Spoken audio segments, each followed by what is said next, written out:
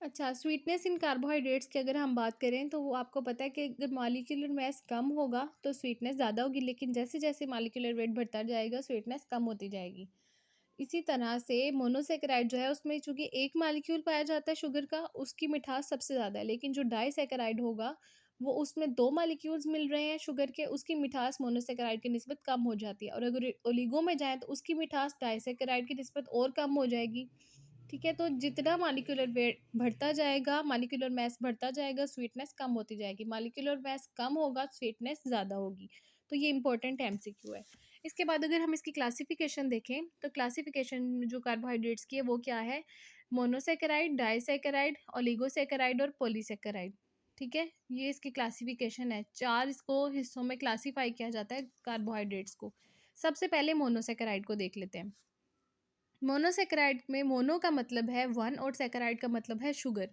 तो अब हम देख लेते हैं कि ये मोनोसैकेराइड होता क्या है? मोनोसैकेराइड क्या है? बिल्डिंग ब्लॉक्स कार्बोहाइड्रेट्स का। अब किसी हर चीज़ को बनाने के लिए एक बुनियादी जो यूनिट होता है उसका, और इसी तरह कार्बोहाइड्रेट्स का जो बुनियादी यूनिट है वो क्या है? मोनोसैकेराइड। अगर आपने कोई इमारत खड़ी करनी है, उसका जो आपको सबसे पहले जो बिल्डिंग ब्लॉक होगा वो क्या है? उस ईंट उसकी ईंट की ज़रूरत पड़ेगी। इसी तरह समझ लें यहाँ पे जो ईंट का काम कर रहा है वो मोनोसैकेराइड है कार्बोहाइड्रेट्स में। हम हमारी बॉडी जो है वो सेल से मिलके बनी है, तो हमारी बॉडी का बेसिक यूनिट क्या है? सेल। पूरी कायनात किससे मिलके बनी है? एटम से मिलके बनी है, तो इस तरह से कायनात का जो बेसिक यूनिट है वो क्या है? एटम। इसी तरह से कार्बोहाइड्रेट्स का भी बेसिक यूनिट है और वो है मोनोसैकेराइड। ठीक है? उसके बाद हम देखते हैं कि मोनोसैकेराइड होता क्या है? ये सिंपलेस्ट फॉर्म है शुगर की। जितने भी शुगर है उसकी सबसे सिंपल फॉर्म जो है वो मोनोसैकेराइड ही है। इसके कलर की बात करें तो यूजुअली दे आर कलरलेस, यानी कि इनका कोई कलर नहीं होता। ज़्यादातर यही देखा गया है कि इनका कोई कलर नहीं होता, अगर कलर हो भी तो ये व्हाइट कलर में आता है। उसके अलावा इसका अगर शेप देखेंगे तो शेप क्या है इसकी? दे आर क्रिस्टलाइन सॉलिड, यानी कि इनका जो शेप है वो क्रिस्टल की फॉर्म में होते हैं ये। और अगर आप चीनी को देखें तो वो भी क्रिस्टल की फॉर्म में होती है। मोनोसैकेराइड हैव स्वीट टेस्ट, जिस तरह हमें पता है कि मॉलिक्यूलर मास कार्बोहाइड्रेट्स का कम होगा तो ये मीठे होगी, इनकी मिठास ज़्यादा होगी।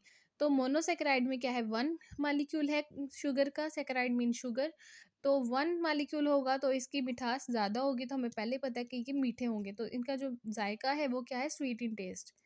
उसके अलावा ये इनको फर्दर हाइड्रोलाइज़ नहीं किया जा सकता, it can not further hydrolyse, वो इसलिए कि अगर ज़्यादा मॉलिक्यूल से कोई चीज़ मिलके बनी है तो हम उसको जब हाइड्रोलाइज़ करते हैं वो छोटे मॉलिक्यूल्स में कन्वर्ट हो जाती है। लेकिन ये चूँकि पहले ही एक ही मॉलिक्यूल है, इसको मज़ीद हाइड्रोलाइज़ नहीं किया जा सकता, इसमें से मज़ीद मॉलिक्यूल्स नहीं निकाले जा सकते, इस वजह से इसको मज़ीद हाइड्रोलाइज़ भी नहीं किया जा सकता। जबकि डाइसैकेराइड को हाइड्रोलाइज़ करें तो हमें मोनोसैकेराइड मिलते हैं, ओलिगो को हाइड्रोलाइज़ करेंगे तो हमें डाइसैकेराइड और मोनोसैकेराइड मिलेंगे। और अगर पॉली को हाइड्रोलाइज़ करेंगे, उसे छोटे मॉलिक्यूल्स में तोड़ेंगे तो हमें डाइसैकेराइड और ओलिगोसैकेराइड मिलेंगे, और फिर मज़ीद उनको फर्दर हाइड्रोलाइज़ करें तो हमें मिलते हैं मोनोसैकेराइड। उसके अलावा इसके हल पज़ीरी की बात की जाए, सॉल्युबिलिटी की बात की जाए तो ये जो है ना आम तौर पे देखा गया है कि ये पानी के अंदर हल होते हैं, बाकी लिक्विड्स में भी हो जाते हैं लेकिन बहुत ईज़िली सॉल्युबल किसमें है? वाटर में। अगर हम मोनोसैकेराइड के एग्जांपल्स की बात करें तो एग्जांपल में आता है इसके ग्लूकोज़, फ्रुक्टोज़ और गैलेक्टोज़।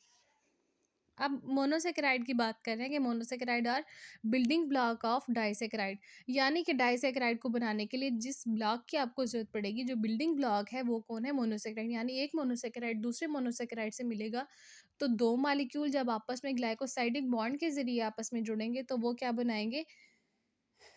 डाइसैकेराइड। तो इसलिए बिल्डिंग ब्लॉक जो है डाइसैकेराइड का वो कौन है? मोनोसैकेराइड। अगला पॉइंट है कि they are rapidly and easily absorb from the intestine and serve as rapid source of energy. Main चीज़ है कि ये रैपिड सोर्स ऑफ एनर्जी होते हैं। रैपिड सोर्स ऑफ एनर्जी क्यों है? क्योंकि जब ये आंतों में जाते हैं तो यहाँ पे इनको मज़ीद फर्दर हाइड्रोलाइज़ नहीं करना पड़ता, ये डायरेक्ट ब्लड स्ट्रीम के अंदर अब्ज़ॉर्ब हो जाते हैं। तो जब डायरेक्ट ब्लड स्ट्रीम के अंदर अब्ज़ॉर्ब होंगे तो फ़ौरन हमें इससे एनर्जी मिलेगी, इंस्टेंट एनर्जी मिलेगी।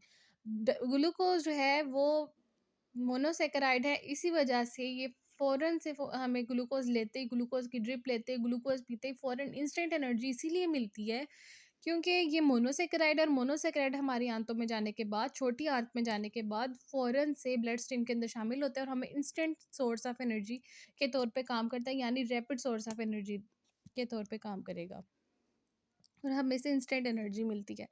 और जब हम इसको मोनोसेकेराइड को अगर हम तोड़ेंगे तो हमें क्या मिलता है, कार्बन डाइऑक्साइड मिलेगी, वाटर मिलेगा और इस सूरत में एनर्जी भी रिलीज़ होगी।